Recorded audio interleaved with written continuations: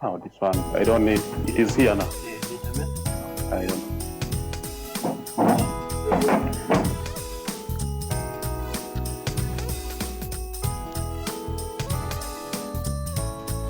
Nituwatangira muno kuwuliriza iraka lya Bunyoro okuruga kuno mu Diaspora hano mu TGM Radio. To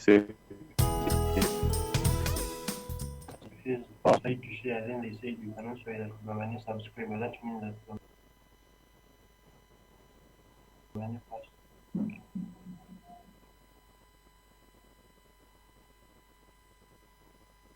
Hello. No, it's high. It's high. Hello. Your audio is muted. I can't hear you, Caro. I can't hear you, Caro. God, what is this? Byangire.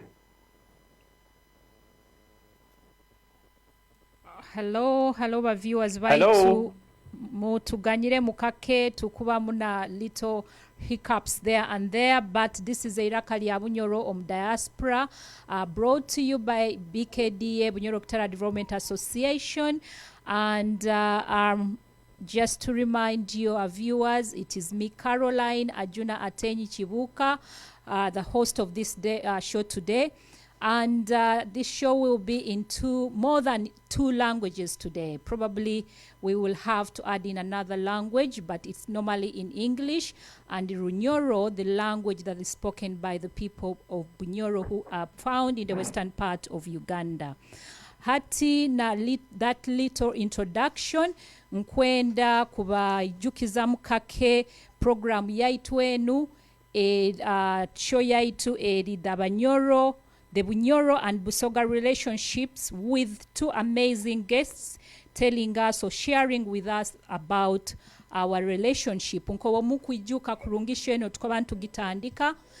wanted to talk about the history of Bunyoro.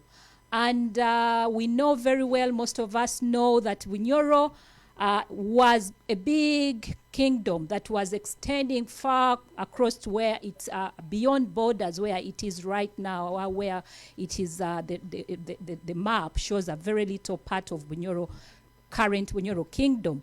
Hati tumanyire itwe na Abanyoro na Abasoga bakarugomwa itwoko. So this is the relationship that we want to bring to our viewers today, and we have been able to connect with some Banyoro who actually live in Busoga. So today they are here to tell us about this history, the connection, and quite more things about our relationship that most of us may not know. Hatina ka introduction akataito about the topic of today, munyikirize introducing ba viewers ba guests baitu tonight. Mwijja kutuganyiramu muturaba tutabasoboire kuba nabo baitu ni bajja kuba ni baija ni bagenda habwa technology. I mean, internet connection is quite poor where we are here and above back home in Uganda. Hati akiki semerwe muno kurora kukuhuriza no kwikiriza kuba hamna itu hana program yaite ya kirokinu.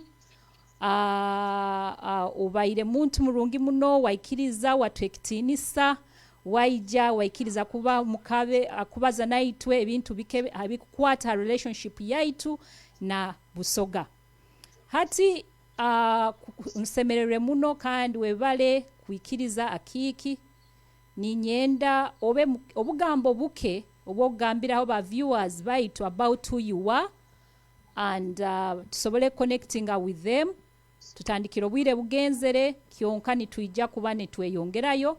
Ati akiki, tell our viewers who you are, and then we will start with the questions straight away.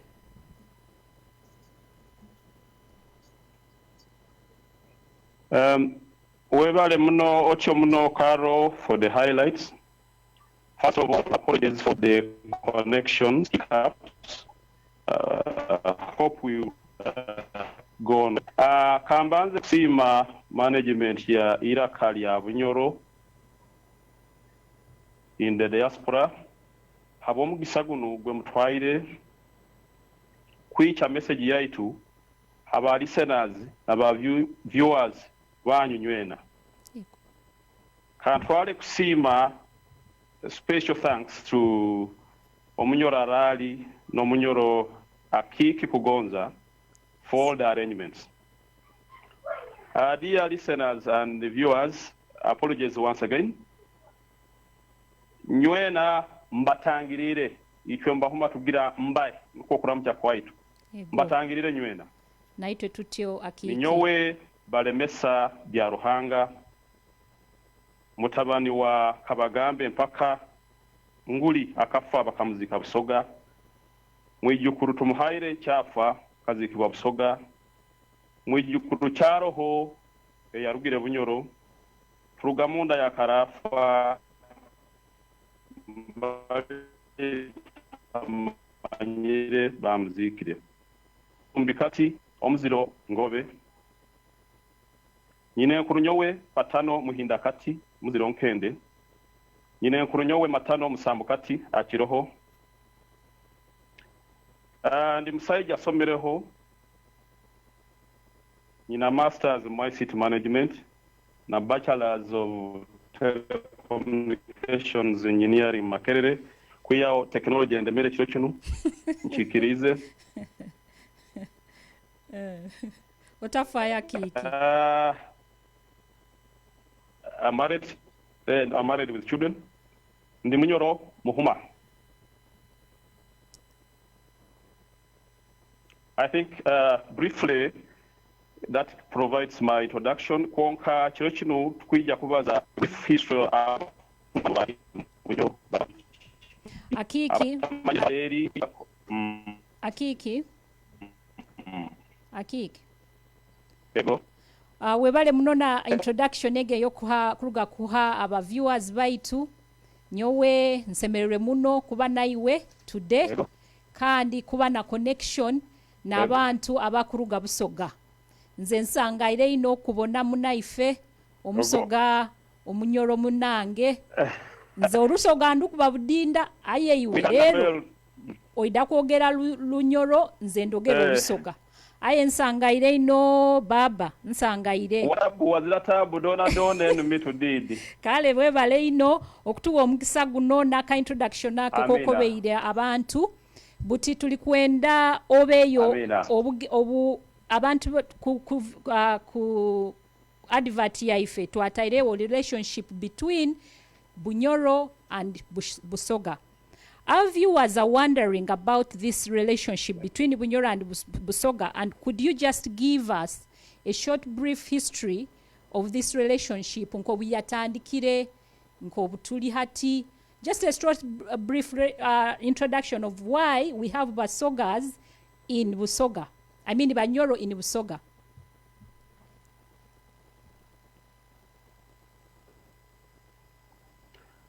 Webale muno karo ekikubanza kimwe it is that the land of Bunyoro today called Bunyoro was called Kitara.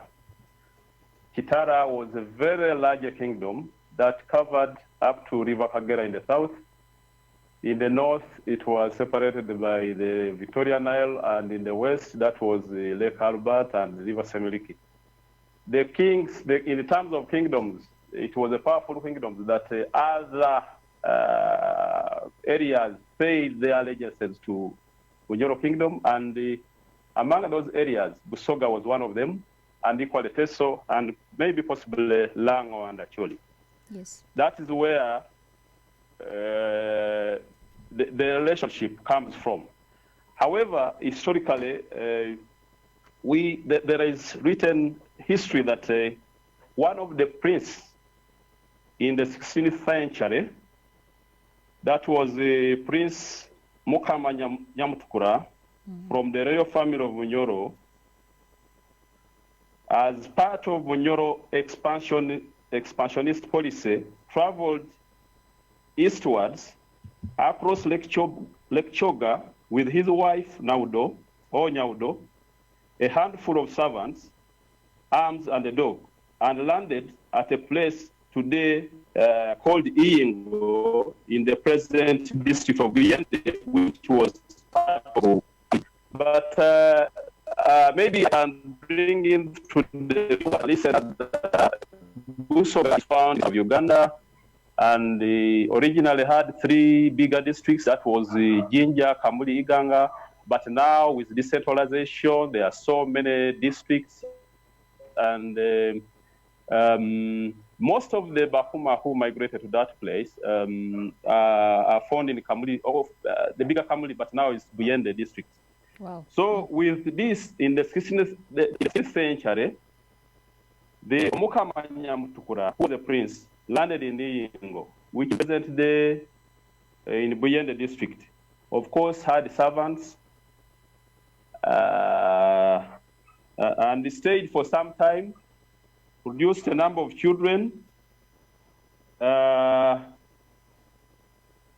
those ones, we had who became rulers of actually the subdivision of that was in Bulamoji. We had Zibondo, we had Wakoli in the Bukoli, we had Gabula in the Bugabula, Ntembe in the Butembe, Tabingwa in Luuka. And Kitimbo was the one of Bugabula was Kitimbo. So that is the earliest link. It was in the 16th century with that shifting of or expansion of powers from Bunyoro to other parts beyond the borders. Okay. However, in the late 19th century, at the peak of the conflict in Bunyoro, other people from Bunyoro also moved to other parts. And that included our group, the Banyoro pastoralists, in nature, and they were looking for, because there was no peace where they were, for places to get animals. So they crossed with their animals through Lake Choga, and others actually, as the king passed through Lango, those who accompanied, maybe they were herdsmen for his big herds of cattle, they crossed with him and later on came to Busoga. Yes. And other people crossed his lake Ritag and to DRC, that is presently. Yeah, briefly, I would say that's where we begin from. Okay, so amazing. So now, yeah, so you have told us that brief history of how Bunyoro was, how big Bunyoro went, and I'm sure most of our viewers know that little history because we have been having people talking about it. The Omutalindwa or Rukrato wa Bunyoro has been teaching us, and many other people. The first lady to talk about was our amazing ex-chair, Hadija Kisembo, who gave us a wide history of this big kingdom of ours. Then, Hati, my next question to you is, who are these Bahuma? You keep talking about the Bahuma group of Banyoro in Busoga right now, who are now in Buyende district, you told us, which is now Buyende. So most of them are around that area. So I just want you to tell us who they are, where they settled in Busoga. Of course, you've told us they are in Kamuli, current day now the Buyende district. How many are they? How many migrated there? How do you have the number? Where are they currently? What are they currently doing? Things like that, because we need this background of the Bahuma Banyoro in Busoga. Thank you, Carol. I will begin with the Bahuma. Who are the Bahuma in Bunyoro? The Bahuma were Negro Hamitic people who are assumed to have come from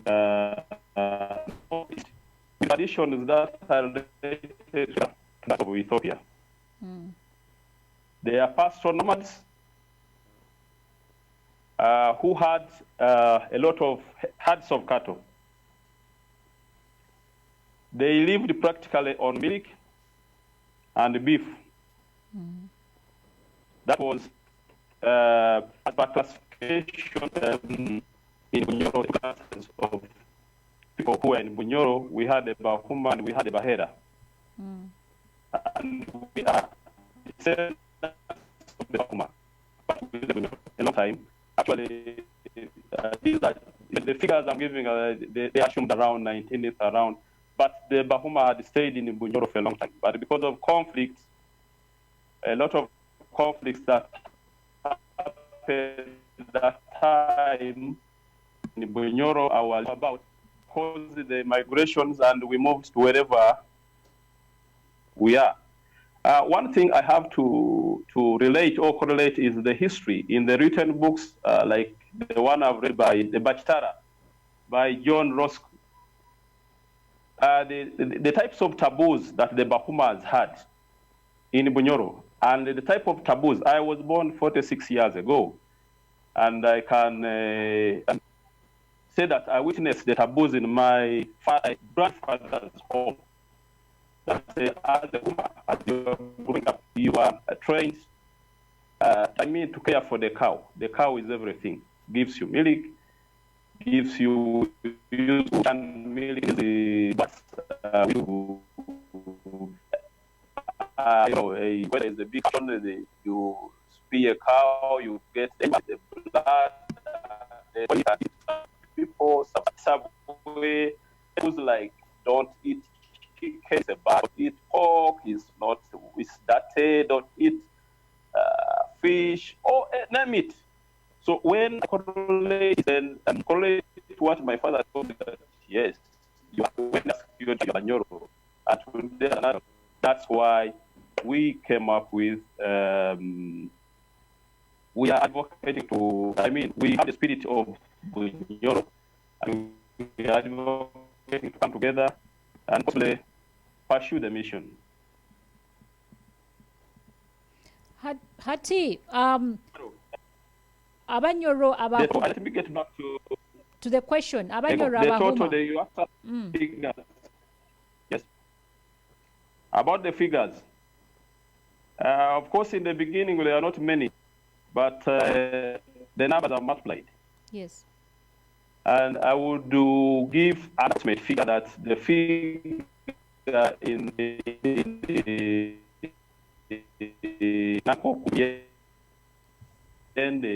the figure over 200,000 must be there. However, right now, the shifting. Yeah. Okay. So what do currently the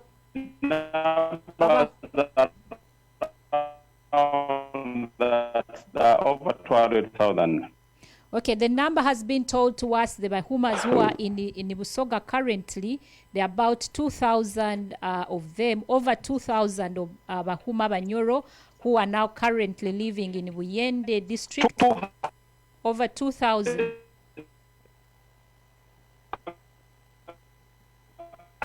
Amujja kutuganyira mukake network teri nungi. 200,000. 200,000. Yes, 200,000. Mujja kutuganyira mukake ba viewers baitu network teri nungi muno, baitu will just be picking out a few things that Omunyoro Balemesa ebyakutugambira nkobo muhulire. There are over 200,000 Bahuma Banyoro in Kamuli current day Buyende district. Hati akiki Abanyoro banu who are now called Bahuma, do you still do the culture, they follow the culture of Bunyoro? Do you still do the namings of Empako, Kankura, Tini Wabo, Akiki, Bakakoro Mukoro, ebintu ebyo tukwenda tubimanye, abantu ba viewers baitu bamanye olulimo lumukubaza, ebintu bya Bunyoro mulani mukiyabikora, and what you're currently doing, what do the Bahuma Abanyoro ekibakora hati mu current Buyende district eyo tugambire eya Busoga.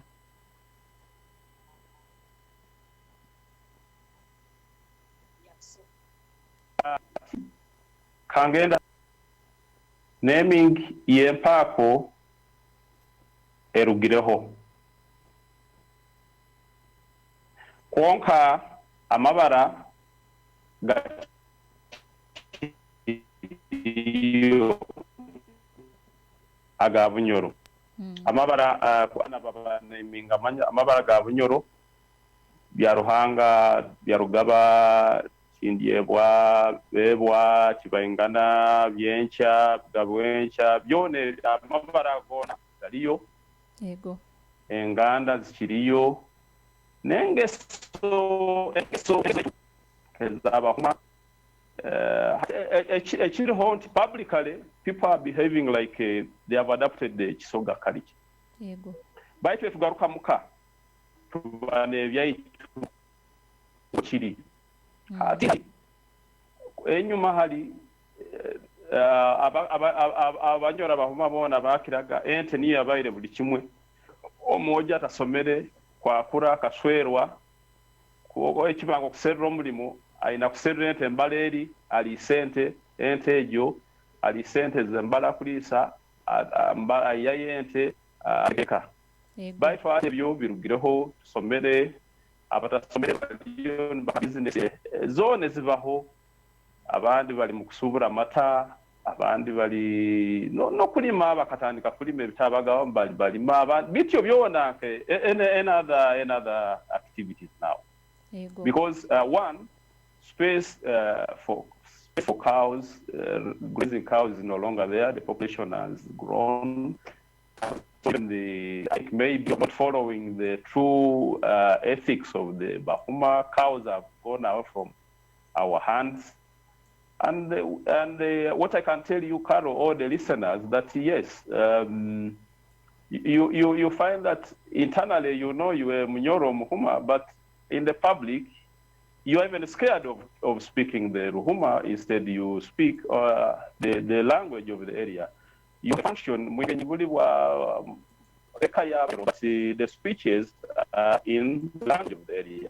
So these are kind of the challenges we want to address our next generation. Maybe if we come together, maybe it can keep the chain, keep on to know where they came from and to know what they are meant to do. Hati Abahuma Bunyoro, do you see yourselves as more of Busoga, oba mukurora muri more of Bunyoro, and do you follow under the Kyabazinga, oba mukwen oba mulihanda ya omukama waitu Kirabasaija Dr. Gafabusa Agutamba? Where do you see yourselves in the kingdomship side of things? Checho Chibiri feeling is in the video. However, of course, kubanza hati nkanyowa kubaza hano timanyire nti Bunyoro nkaruga hano. One thing I have to accept is to pay allegiance to the Kyabazinga. However, I have inside me the spirit or the will is to have also a link to Bunyoro. The Agutamba, Rukirabasaija. If possible, we think that we don't mind to stay where we are, but we can be formally organized, and post-delegation can be coming one of those sessions as paying homage back to our place of origin. And if we are more organized, we can even contribute, those who are willing, they can contribute to maybe giving back to where you came from. Thirdly, of course, this is maybe will be another conversation, but we know those who are tired, who wanted to leave that because of a few issues here and there. Treatment sometimes is good, but not so good. It's there.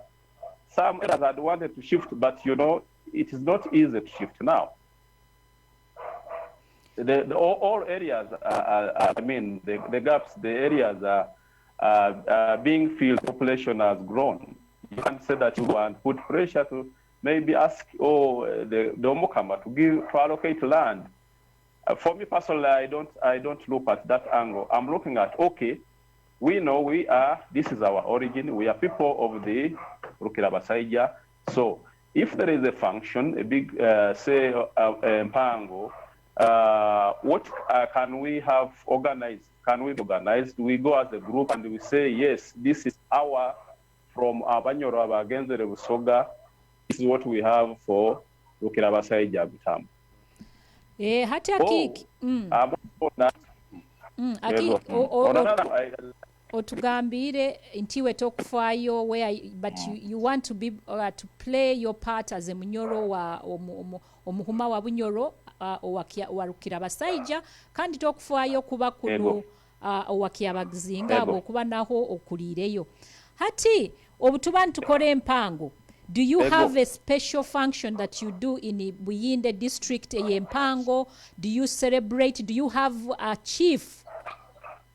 Akusobola kuba nti niwe lidda wanyu nti mukole emikolo enu nimukuza nkaite kuno tuba tukuza Bunyoro ntuguruke empango nanye muri mu niguruke empango. Do you do that?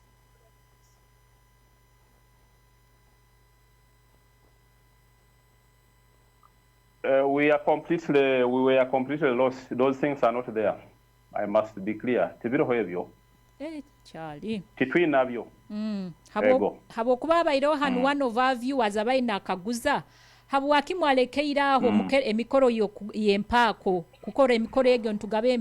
I think it's because you lost the connection. I don't know, you can tell our viewer who asked that question, why did you lose the empako naming?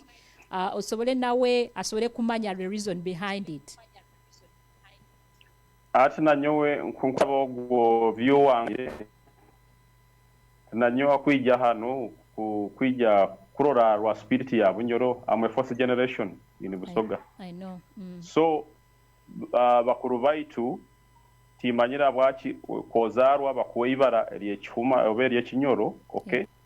But nke zonanka empako tibazitaho nkanyowe hati nyina kiki abwensonga kuba tubaye tuli organized ndi kamuntu omukuru wa Uganda right in generation twin ebyaito byobuwangwa where we have a kick and something like that. That's why I use a kick. Okay. Nkomu Uganda right. All right. Okay. Baito hand nkwenda kubakiria ebyo ebyampako bikiriyo. Tibikyali. Bali abata abahereire mu Buganda n'aba bahereire mu Acholi nankai. I don't think they should support that. Then I believe them. Okay. Hati wenka advisor wa Bahuma Association. O tugambire, that's why you came to us, twakusera, twakurora, mwina akatebe kanyu, mukwenda relationship egi abantu tugimanye.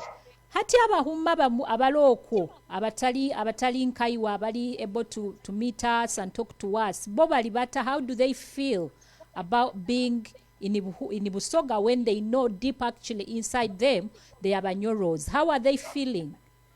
The Bahumas, abandi bala balo mukyalo kuli Buyende district Kamuli.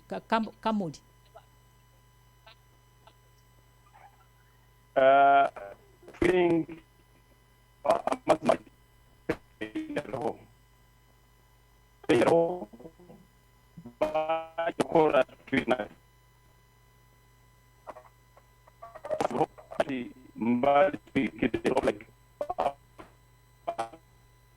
investments zabo mbali Bahuma attachment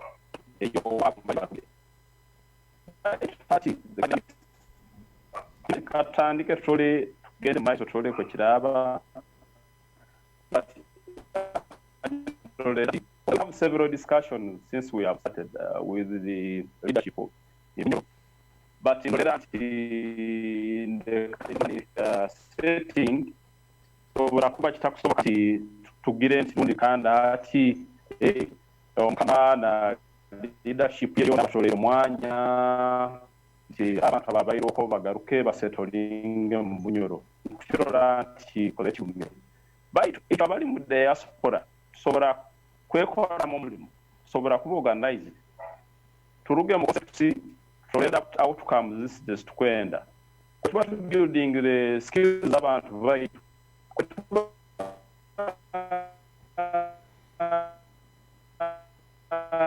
bakaba bayina kusobora bakumanya kuba hamwe basobora contributing kwekula nnyo abali nanga awo haigula Tanzania araba arugire Bunyoro nabo baro abala nanka but bukoba sobora kwekoramo mulimo tukayamba buli Munyoro mbali iwe mutandikira aba USA, UK, Canada, mwina ki nzere I'm also paying membership to the party. Ati for program is skilling abantu bayidu. Creating to job creators. Abantu bayidu oboteire on the bus company. Bus company jebene serving abantu bayidu greater Bunyoro. Sent have a percentage to government. Yes, we feel we have the spirit of Bunyoro, contribute to the development as we empower ourselves. Okay. This is the kind of mindset I possess as a person. Okay, Akiki webale muno kutugambiriraho aba viewers baitu Akiki mumuhulire at the moment network kumutalibaniza kyonke bigambo bimo bokuhuliriza muno kanyo mukundora kiro kinu ndi very attentive tiri nkaba attentive Burundi gunu like today agambire itwa Abanyoro Bahuma bali Bunyoro abali Busoga Bahuma abali Busoga batakusobola kubaza nabo baina feeling yogaruko wabo baituwe na rura kitakusoboka garuka Bunyoro baira tuwe abaire nate sana gamba ati omukuru Balemesa ntitwa abalo mu Diaspora na abali Kampala tusobola kwekora mu omulimo nitukora big community organizations, nitukola charities, nitukora businesses, nitusobola kweyamba Abanyoro abalombi bichweka bya different places in the world. Yatugambira hali Abanyoro abali Bukoba itwena tubamanyire baliyo bazana Orunyoro bagira na mabara gaitu, hali Abanyoro abali Congo. One of them the other Sunday he was in the chat complaining that the Abanyoro is suffering in Congo. Nabo baliyo hati mbunu tuina Abanyoro over 200,000 in Busoga there. Hati wabaye na saba itu abakusobora tuekole mu mulimo, tukole organizations, tukole companies, tukole factories, tusobole kweyamba. Nibyebe byabaye na abazaho hati omukuru Akiki otugambire how the Bahuma Abanyoro nko bakufiringa abali Busoga bakwenda kuba part of us baitu bamanyeti bakusobola kuhimba ente zaabwe zisigaire entaitezo nyowe manyira hano omutalindwa olukurato lwaitu aroho okwi Kalembe Akiki akuhuliriza mboinoho gano okwi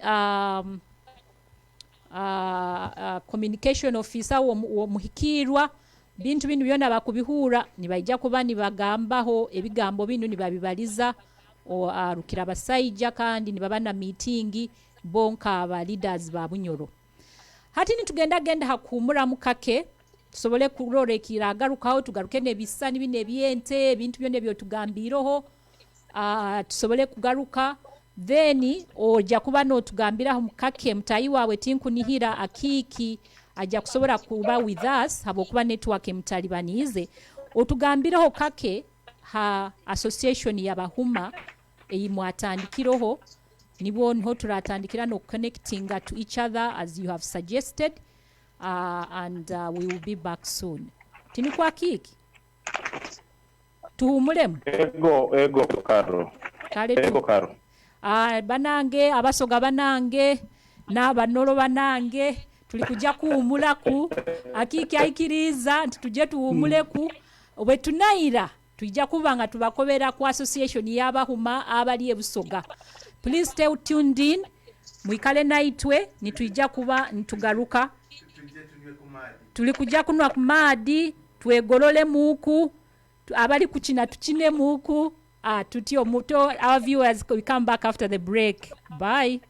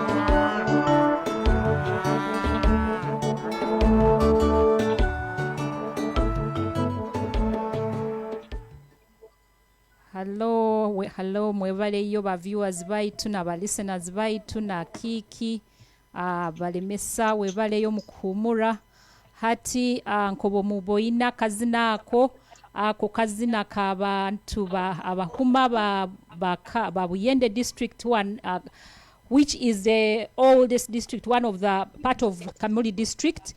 Ebyo bizina byabo niyo bazina mukolera kimu bikusana ebyo waitu bakukorea. It's a marriage song, so that's what they do when they are marrying in Buyende district. Abahuma baitu abali oko hati ntakagenzere ha second questions oba takatandike kubaza tubaye tugenda kubaza hati nkusaba munyikirize Abanyoro n'Abanyoro kati n'aba friends n'abanywani baitu oba aboruganda baitu abasoga ndikubasaba mundikirize nsome muku ebibuzo oba comments dimuteire mu chat oluvainuma tweyongereyo nisho yaife. Atenyi Mama Zara watching but not clear. I know, sorry about that. Amooti Daisy Byaruhanga, thank you for tuning in as always. Otugambire obwagenzere kamuli bakakubweruka mingira kulungi naite batusabire tugende tubabungire naite bajja kutuyitira genkoko nkayo nko bakwitire enkoko every single day. Omutalindo waitu owekitinisa Isaac Kalembe agambire as Bunyoro Kitara Kingdom, we are very much interested in this topic. We are keen to wow the Bunyoro in the diaspora to contribute to the development of the kingdom. Ogono wekitinisa Isaac Kalembe webale muno kutugambira aka comment ako. Stephen Birija Tuoki naiwe, thank you for tuning in and following us. Webala aka program ka yesterday tukuboyinege. Again omukitinisa Kalembe nawa commentingire Dr. Wamani sounds a bit problematic today. Yes, it is actually, but yeah, sound is not good today. I don't know. Kiki na mbera ali baitu bitutalibanize mukake. Mutabi Ronald Byarugaba abaide is one of our guests tonight. We are going to ask him to call in so that he can be able to share his part of, especially this part 2. Ogo niwe Mutebe Ronald Byarugaba Akiki abaire omuhali aba guests baitu tonight. Henry Dr. Amani Kagonza Raksaija, thank you for telling up the people. Over 200,000 Bunyoro Bahuma in Busoga right now. Yeah, true. Owekitinisa Francis Mugerwa, thank you for tuning in. Niwo obaliza omuhikira waitu mugambira Abanyoro banu abamanya. I'm sure he knows about them. Kionka muhikieho obutumu obwo ebyabahuma Abanyoro ebibakusaba abalika Kamuli present day Buyinde district. How can we reintroduce Empako to the Bahuma in Busoga? I don't know. Egyo question ni akiki sobora gigarukamu akiki Raksaijana kugamba. How can we reintroduce the naming of Empako omubahuma?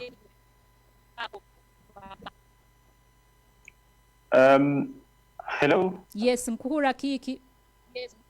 Mkuhura. Ego.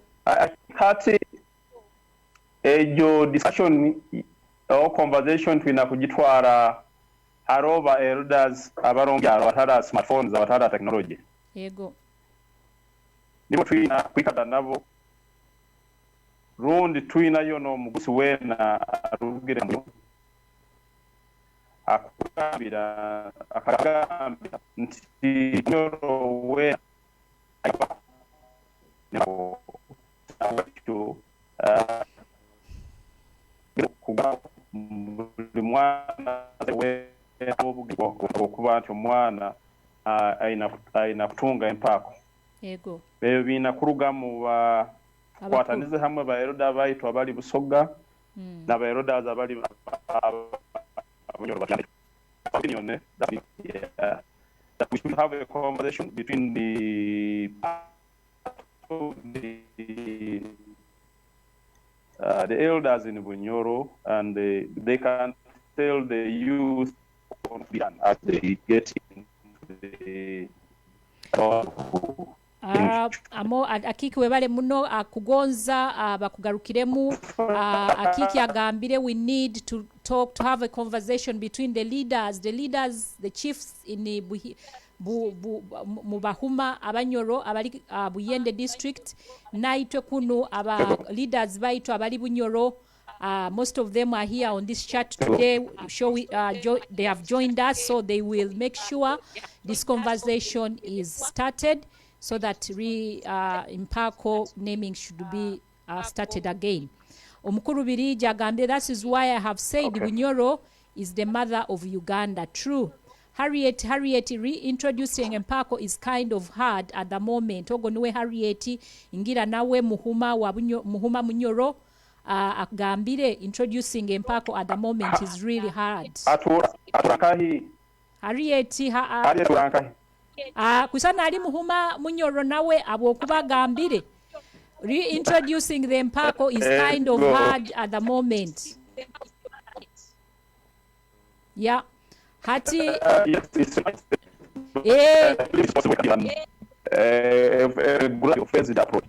yeah, Harriet says nyowe ndi omunyoro wa Busoga ndi musitakati obuyesi ba Busoga turuga Bugoma. That is what our ancestors told us. Bakuruga Bugoma chali Harriet Semerere Mubyaskati. In Finland, Mubyaskati. Amazing. Harriet Semerere muno. Tusangairo okubona werokamu webale kuida mu Bunyoro ife wano nzena bande ta Caroline ayemba Musoga. Tusangaire ino Harriet era continuing ngo following ku Voice of Bunyoro. Akik can't stop laughing whenever I speak Rusoga. I know. Hati omukuru Isaac wekitinisa Speaker White agamba, as a member of the social media group of Bunyoro in Busoga Diaspora, Bahuma, Kweterana, I have been encouraging them to uphold Bunyoro culture, especially the use of our Impako praise names where necessary. I have Christianed a few of them. Mbo wekitinisa Isaac Akalemba kahaya abantu Abahuma babusoga Empako na habweki akubasaba mu continuing n'empaka ezo mutazinagira. Hati abantu bayingi abatuningira nchali ba viewers mebale muno kutuninga ini tinja kubaza buli omu kyonka tusemerere muno Robert Akiki webale muno all the way from Italy. Thank you for tuning in. Dominic Mukwaya following from Muyenga Kampala. Edward Nyakana chali webale muno omukuru Nyakana kutuninga ini tusemerere kurora again. Betki alisima webale, you're watching from Ntungamo. Tutungire na Abanyoro ba Ntungamo hati. Abanyoro baija kuija bayingi tubaina hati. Cheya Waitu, Owekitinisa Waitu, Mirorina Linda. Thanks for being kwazo Olusoga webale kusima Abwoli chairperson wa Bunyoro Kutara Development Association. Thank you for tuning in. No Wekitina na ex-chair Waitu nawe muboinohoga hachati Tuoki Hadija webale kutuninga in. Henry Kajube, I don't know, but we don't use Lusoga language. Why don't you use Lusoga language? Learn it, because Basogas are our relatives. They are, you see, now we have a big number of Basogas in Banyoro in Busoga, so you must learn Lusoga as well. Era nzenda kuruogera obati muli kwenda nzenda lukoba. Hati nibye bitubaliza for now in the chat. Hati one of our guests who are supposed to be coming with the Akiki Balemesa tasoboire kuba hamu connecting on internet by tunagenda kutere simu right now abeyo obugambo buko bwakubazaho nainywe abagambira about the association eyabahuma Kweterana kandi ebyarabatabalize Akiki Balemesa naija kumusupplementingaho abyongererezeho kyonka atagenda kukolinga in. So please stay with us, tuned in. We are going to hear from the secretary of Bahuma Kweterana agenda kolinga in right now. Mutabi Ronald Byaruhanga Kiki, we are listening, waiting for your call. Please call in and then talk to our viewers.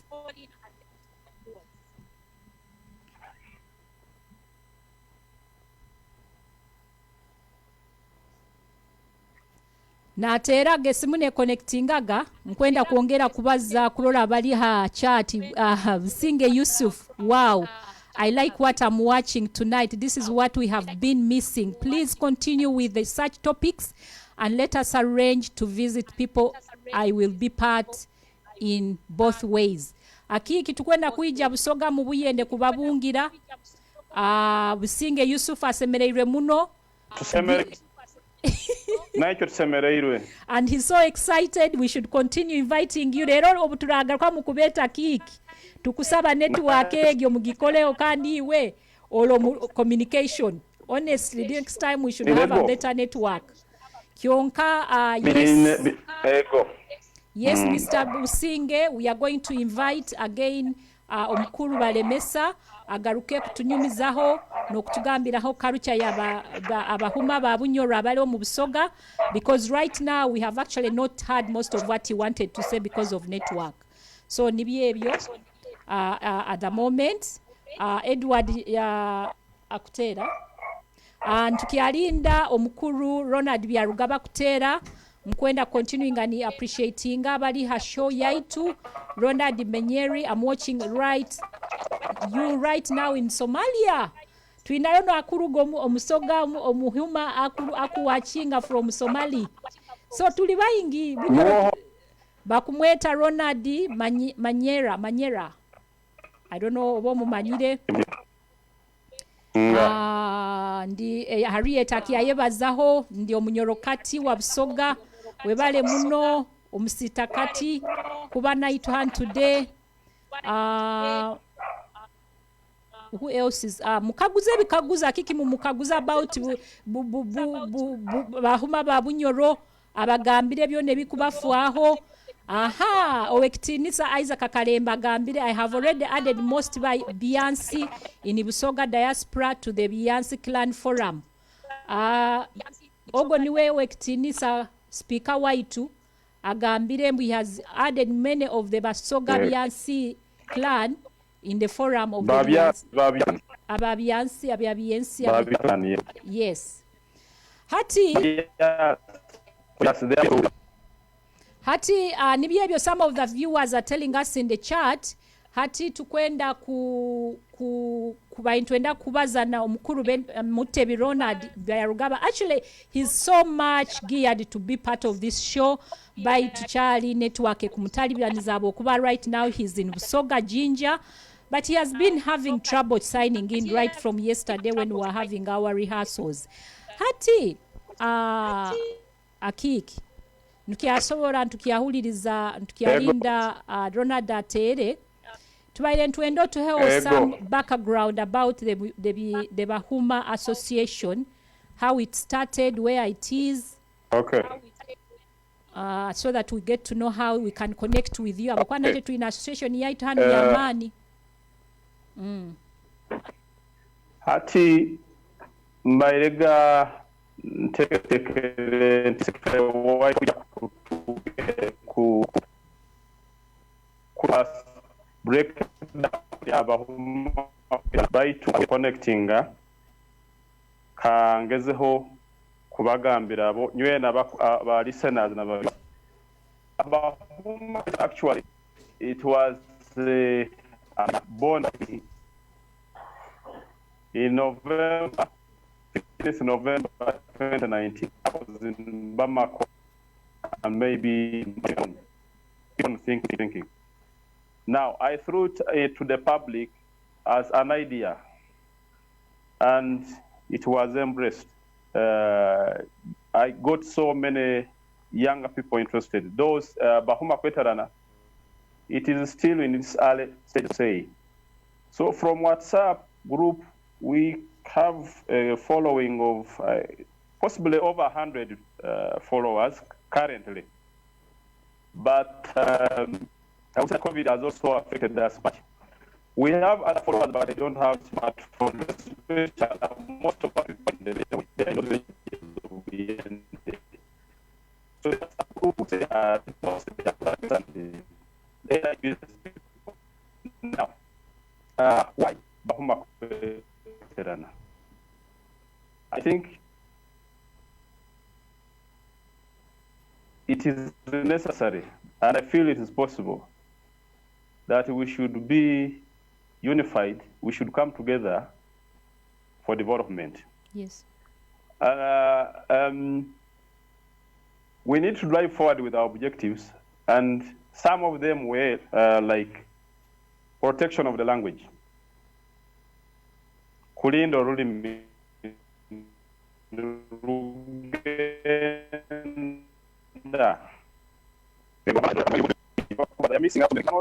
I know I'm not fluent in at least I know that whatever I speak Munyoro in Bunyoro can speak.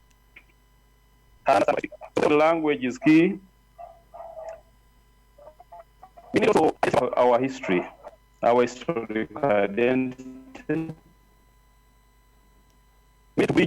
Between the Banyoro in Busoga and the Banyoro in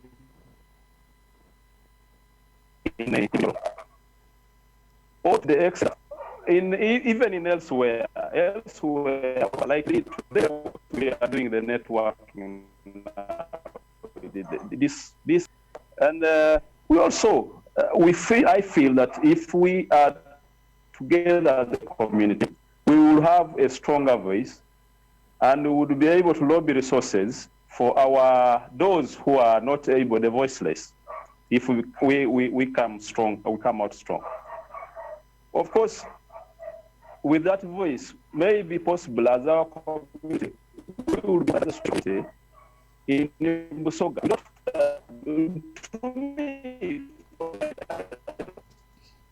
Mutuganyire ba viewers baitu network. Kionka will just summarize what Omunyoro akike byakugamba. This association is new. It was started not many years ago. I didn't get the year, but I know he said sometime in November. And so the number is increased. 2019. Yeah, it was started 2019. Yeah. They have about 100 people following them. So that is the people who are like in the association, I guess.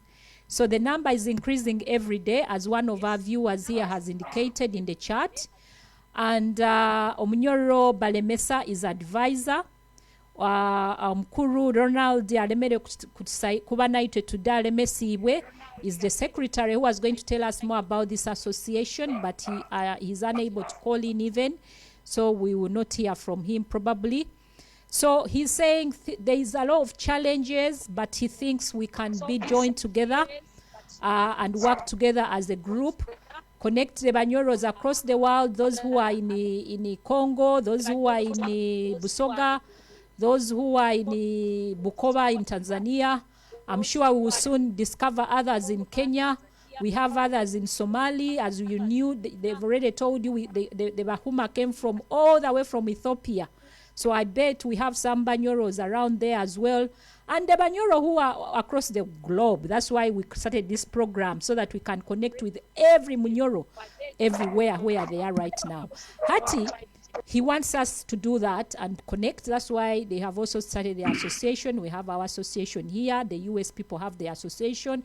So, and then we have a very good networking with the kingdom. All our leaders are on the chat right now listening. So he wants us to do these things. And this is some of the objectives that when they started the show, the association, they were looking at strengthening the language. Bakwendo Runyoro by Kaleni Barubaza. Although he knows he doesn't speak fluent Runyoro, baitamanyiro bwakubaza Runyoro, abanyoro bona bali across the world bakumwetegereza. Kandi, which is true. Akiki Runyoro rwawe rurungi muno, and I like it.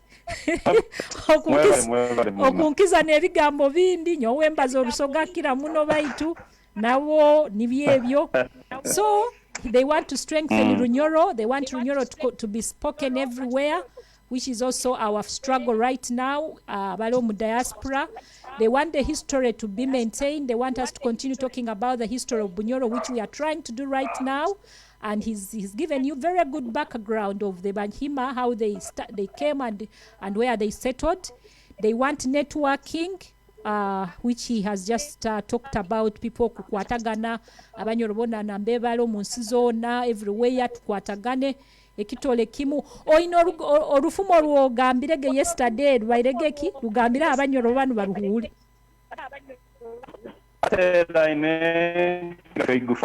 agateranga ine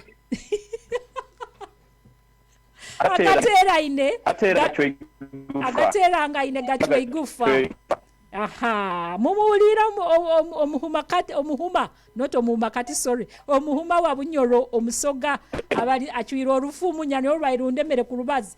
So that's where we are now, networking. He believes if we are joined together as one group, we will have a better voice. We will fight all the things that we are currently facing in Bunyoro. Arehekizibu haro hanu Harriet agambire akaruga bugoma tuinekizibu ekyo nakyo tuinekizibu kyabulisa tuinebizibu bingi baituwe nkomunyoro wa Busoga agambo buturatu kwatagaine tuija kuba able to voice our voices, and everyone will be able to hear us. Hati with I don't know whether you still have habokuba try kuruga ha show. Is there anything you still want to tell our viewers about Bahuma as a group of people in Busoga? I won't call them a tribe because you're Banyoro. Is there anything you want us to know about the Bahuma? Is there anything you want us to know about the association? Omunyoro Mutabi Ronald Byaruhanga Balemesa Amooti tasoboire kuba hasho yaitu tumufereirwe muno. So is there anything you want us to talk, you want to tell our viewers?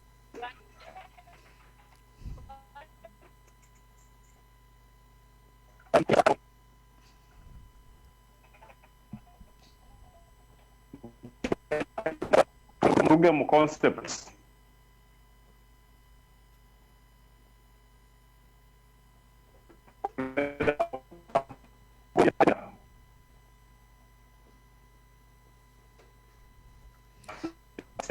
Na hati tutukumuhura omukuru Balemesa ati tusome tulemeseibwe.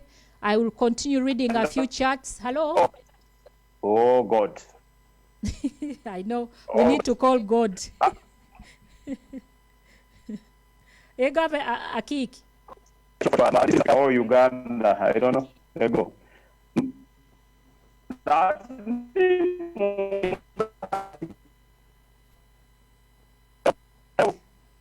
Hati akiki. Ngenzere. Nkiakuhura. Oh God. Nkuhura akiki. Akiki nkuhura.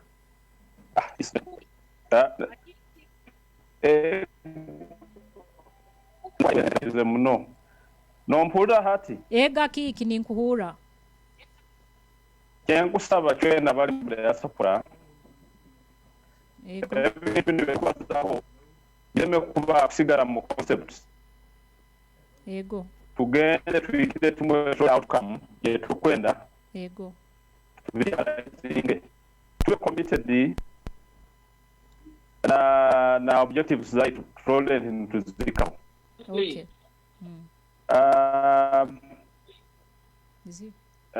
Tinyina bingi muno runde obundi ndi bafino mugisa tuligaruka tweyongereho. Mwebale muno, mwebale ku hostinga. Ego akiki otakarugireho. Mwebale ku pesa. Akiki otakarugireho. Hello. Omukuru Ronald Nguna izire hasimu banze kwenda obeho na abaza na aba viewers baitu. Hanyuma we will do our closing remarks. Ego. Okay. Ego Ronald. Yes, hello. Okay. Yes.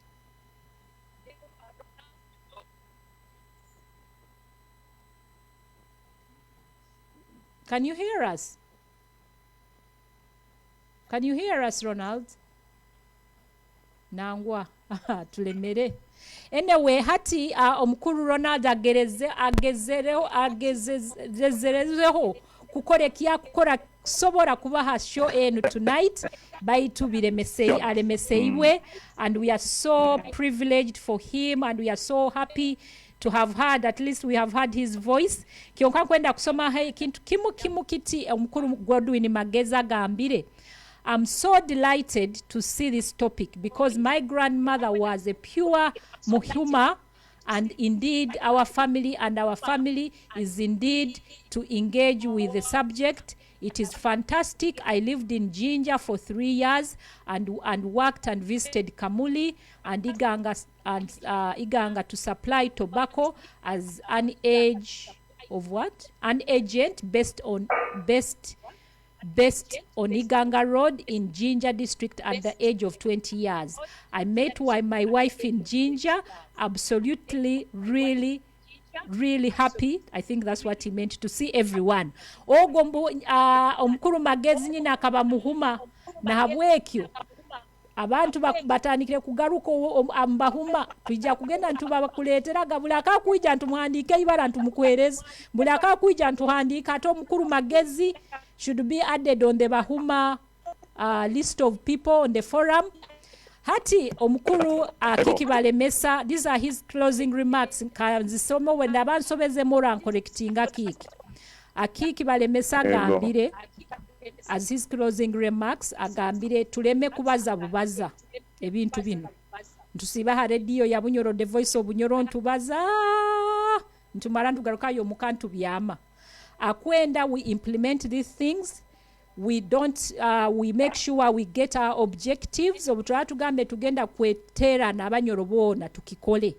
Tuleke kubaza bubaza ntubaza baita tare kitukora. Byo nibyo mpulire mu mukuru Balemesa kinde kintasoboire kubaza mu closing remarks zao nkigambira ba viewers bakihule.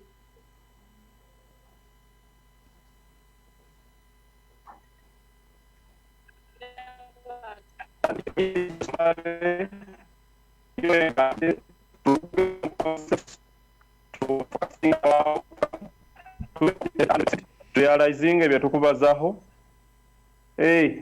ekikusemba y'Abanyoro baliyo balina omutuma gwabwe, Abanyoro Bahuma baliyo mu Busoga n'omutuma balina omutuma gwa Bunyoro bagina omutuma gwabwe bwe morale kurungi. Webale munakiki Balemesa kuija kuba hamna ituhanukiro kinu tusemereirwe muno Abahuma nabo baturamukize bagambe itwa abanolo tuli eno tuli kubenda tukugenda baire tukolagane tukole ebintu together tube ekitole.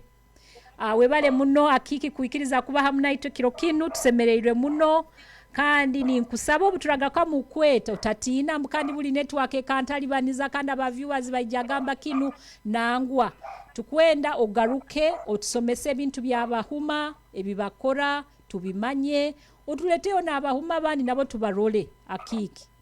Webale muno akiki, thank you so much for giving the voice of Bunyoro your time. We are very privileged. I personally am very privileged to have hosted you tonight, and I'm very happy to have heard you speak very wonderful Bunyoro. I don't know how I scored in my Rusoga, but I think I did well. Hati nivo nitugenda kumaliriza show yaitu omukuru Ronald akyatere simu bojo baitu tasoboire network yangire ba viewers baitu chali mwebale muno kutuninga ini mwebale muno kutuninga ini Mwesigwa Patrick Steve Steve Atwoki, many thanks Akiki Balemesa for the interest talk and words of encouragement. Many thanks to our presenter, organizers, nyona babasimire Akiki nguna connecting ile katura arabazi. I can't hear him.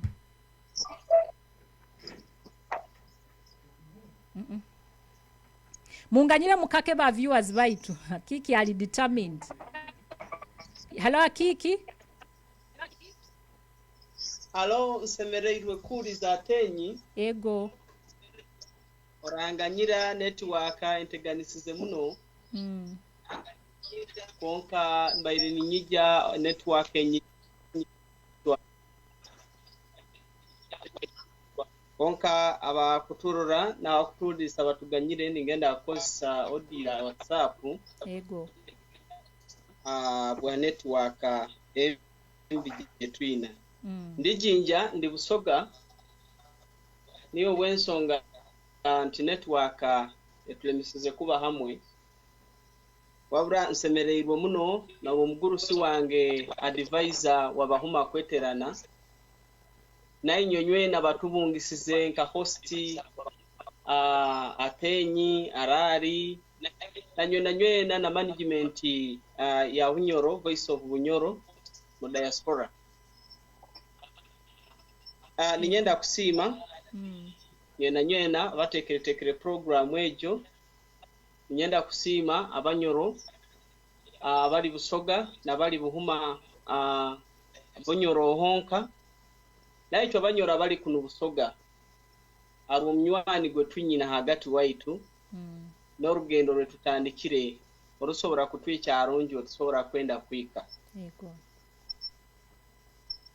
amabara ninyo Mutabi na Byaruhanga ndi muhumo mu Bwijwa yazalirwe Busoga aye tuli turuga Bunyoro olwabayisenkurikwe abayirukire bali bayiruke entaro zabayiroho hagati wa Buganda Abunyoro babayizire bayika kuno basenga Busoga bafuna yamataka bafuna obulisizo era babanka abantu abazahire konka batazaye ntibaka batakwenda Bunyoro aye arwebizuye basangire niyo byabayirukise bikabaleta Busoga yego bwecho ndaitwa bana twizire ntuzarwa kuno aye tuli Banyoro abetenga oba bagomba kugenda waitu tugaruke yo Bunyoro tuba hamwe yego abatayi baitu bamwe no mukama waitu wa Bunyoro sobole kwataniriza hamwe sobole kombeka NCIT Uganda no kombeka obwakabaka waitu wa Bunyoro. So ninyowe General Secretary wa Bahuma Kweterana ichwe Abahuma ababusoga ninyowe General Secretary wabu era ko muhuma era muzeyi mugurusi wange Balemesa Richard babagambire ndi no advisor nyenda kumusima kwa kugerezaho na networking jageza okugira eyo connecting Abanyoro bona abali munsi enu twaliza hamwe connecting na Banyoro batayi baitu abali Bunyoro nkakoyima masindi ne bisigaire no kwa bali mu diaspora nka UK, Italy, France, Finland wona hona yego simbire muno mwebale for that initiative yego ichwa Banyoro tuli Busoga era tuli enganda nyingi ntandikira aho kake tuli enganda nkana na 5 eza Bunyoro konka ziri zikwatangana eza Bunyoro ate kuli honke twarugire ai tuli Banyoro bali Busoga era nentwaza yonka gitwaza leisana ne Abanyoro bali abali kuli koyima abali Masindi Kiryandongo Kibare na district zone zisigaire ziri Bunyoro yego kubati nkwenkugamba nyondi muhuma mu Bwijwa nzarwa muzeyi gwe beta Byaruhanga Stephen era ni ensonga gwati nanyo ulire nti nyo Mutabi Ronald Byaruhanga yego nzarwa omukazi omutabikati gwe beta Bayingana Nyamusabi Fitris Bayingana ibare ya Kalifuna kuyabaira soire oisenyo Byaruhanga Stephen yego ti omukazi wena owo mwisiki kwaba soire mu family na rufiro mwena soire mu family ndi kwa bamazire kumuta mu rusika akarugamu bamazire kuyinguze ebiro bina bamujweke ibare rindi yego ati nyo bakamujweke ya Bayingana konka kuraba kabarugireyo balimba mwetanya Musabi Pitu bali kukoha wow so nabwecho tunyine enganda nyingi ntikibreathingira mu culture yaitu ya Banyoro Abanyoro nikugamba Runyoro mu family zona eza Abanyoro abakukira kwiya habo abagenzere ni babandura mahanga gakwindukaho agaitwa Banyoro yobo kusanga nti most of the time ubundi abana babana na banyina bo kukira so kitandikire kutuletera mu orulimi kuzaha abantu kwebwa orulimi rwabo okwenda kutandika kutetaganizibwa mu culture zabo mu kwezebwa kwa culture yego konka ichwe families ezikukira zona zikira standard era zikira foundation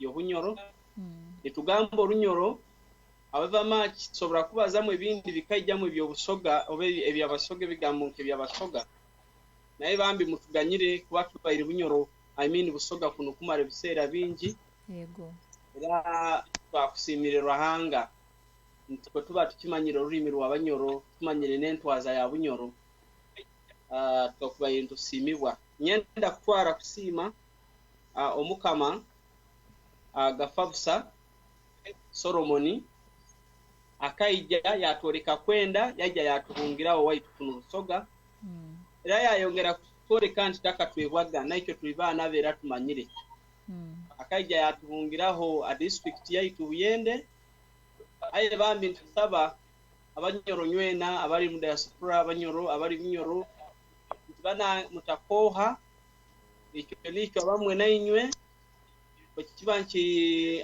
kisobokere mwije mutubungire tubabungire tukwatanize na kino kyona kye tutandikire nimbasaba kitayikano wabura tukwataniza hamwe tusobore kukitwara mu maiso tugaruke mutombeke the lost glory ya Bunyoro wekyo kuba Busoga tikituya okuba Banyoro era buli kiro batwijukiza nti nyo muri Banyoro however much into relationship kwero Busoga na Bunyoro nti abasoga bamanyire nti nabo bakaruga Bunyoro yego era batukitinisa naikyo tubaye kitinisa kyabo tebanyina abo kuba Abanyoro nikyo bazaara Basoga yego Ronald obainoki abaza abasoga nkwenda otugambire gabamananu nti abasoga babani babaziika babatunuluza Bunyoro niko ekiri ekyo tikiroho kubeiha kona niko bano yenda osobola kwijjo attendinga one of the burial ceremonies z'abasoga noija kurora nti era they are still having that belief nti bakaruga Bunyoro omuntu gwogo gwe babambaziika era baguroleza Bunyoro kuba bamanyire nti nowe barugire amazing yeah thank you very much Akiki Ronald kuija kutamu history gebaire so beautiful kandi abantu bakusiima okubaza kurungi Orunyoro. It sounds so beautiful from Annette Kabanyoro. Wambi Annette Kabanyoro webale kusima Ronald nti abalizo Orunyoro rurungi asemereirwe mahano. Thank you so much for that history you've given us on the phone. We are very very happy. Ebisani mukubarora Abanyoro Bahuma niko bajuara batyo nemigo nenkoni zabu bazeserege enkoni yesterday in the rehearsal byona babituolekeze ente zabu tusoboire kuzolekya baitu Abanyoro ba Busoga bakya continuing na traditional yabu kandi basemerere muno kuba harmonized today. Ente nzizo so beautiful cows they have. Abo ni Bahuma ba Bunyoro abali Busoga even some of the cows although they have already told us they no longer have all these cattle but yeah nizeze zibasigaizo nabindi baitubo Ronald atulabiremu atwaira very good history n'omukuru Balemesa advisor kumweta muzigurusi nawabaira bitulabiremu ebimu n'ebimu tusemererwe muno mwebale muno Ronald Akik, thank you so much for taking so much effort to be part of this. So we are very delighted and very happy. Thank you so much for honoring us and being part of this show. Although tusoboire kurore kisani kionkani tutugumya mukama ajja kutucontinuing na tukozesa. Next time we will see you. Now we are going to be closing the show. We are going offline. Abanyoro n'Abanyoro kati n'Abahuma ba Bunyoro mwebale muno kandi n'aba friends baitu mwebale muno kutujoininga today.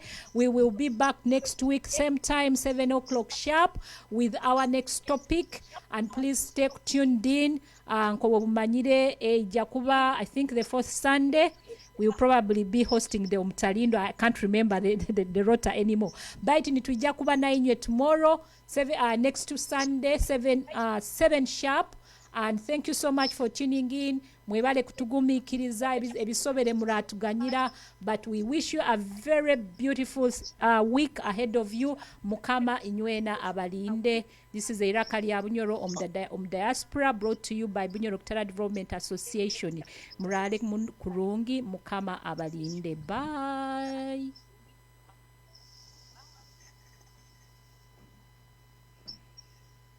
Bye. Bye.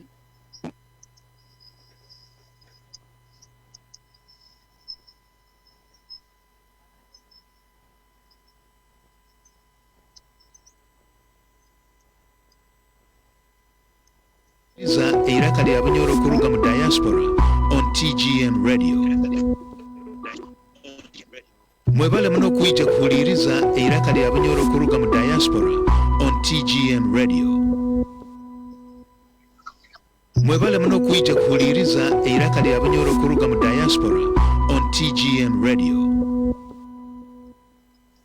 Mwebale muno kuija kuhuliriza Iraka lya Bunyoro.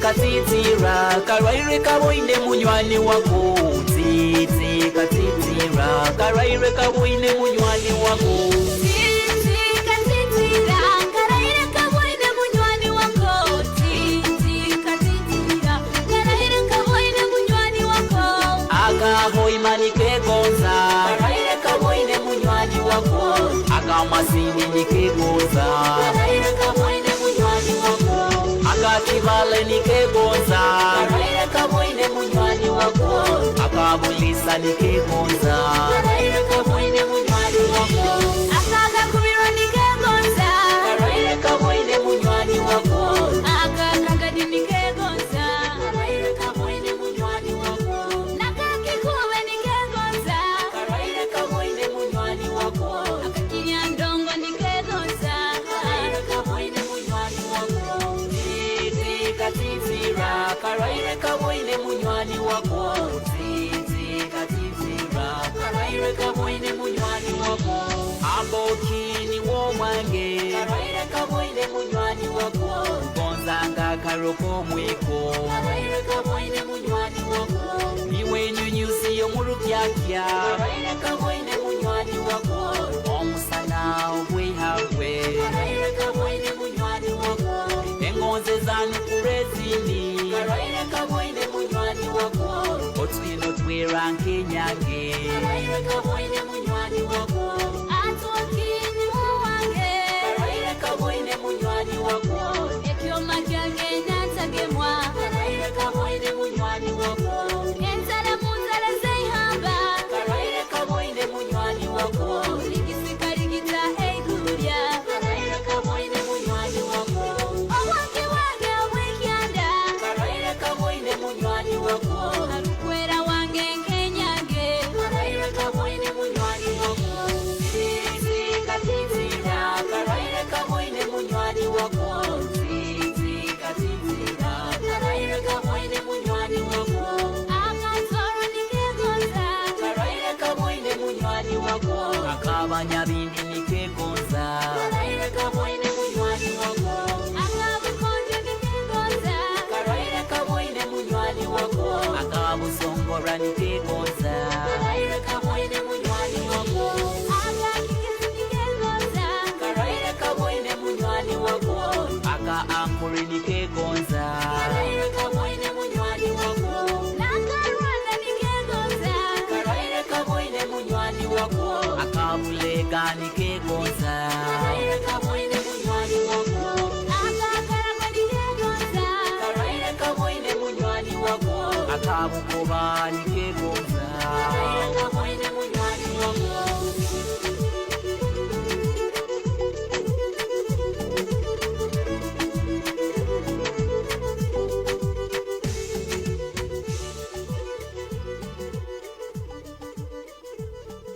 Mwebale muno kuija kuhuliriza Iraka lya Bunyoro kuruga mu Diaspora on TGM Radio.